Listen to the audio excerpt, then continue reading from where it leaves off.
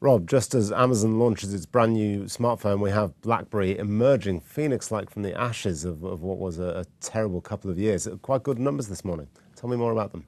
We're not out of the ashes yet, Oliver.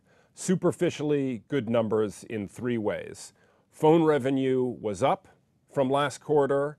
Cash, instead of going down, went up. Very important for a company in distress. And they almost broke even on the profit line. That's all good news. Now I'll give you the bad news.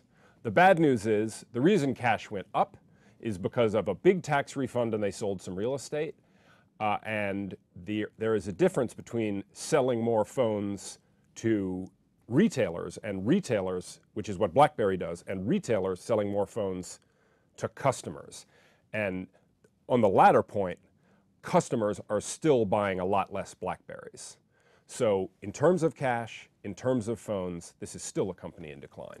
So the turnaround has a long way to go. What's their turnaround plan, though? Where are they trying to get to?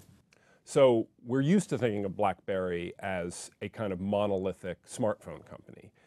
And really, if there's value in this thing now, almost none of it is in the phones. So they're a sort of bundle of 3 or 4 different businesses. There's a phone business, where they're selling mostly very cheap phones in the emerging markets. There is a software business that sells software to companies to manage their employees' mobile devices. And there's the BlackBerry Messenger business, which is a very popular application, which they're trying to make money out of, but haven't figured it out yet.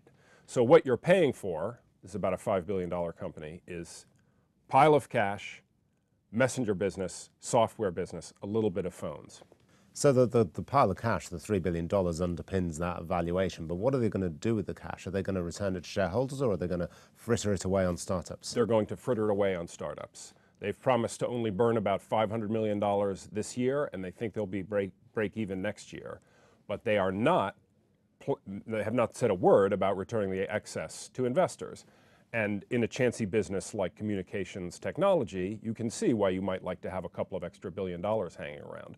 But the chance of an investor actually getting their hands on the money, I would say, is extremely low. So problems still at BlackBerry then, and it's a sobering example for Jeff Bezos of Amazon to look at as he launches his new smartphone. This shows what can happen when a phone business goes wrong. Rob, thanks very much.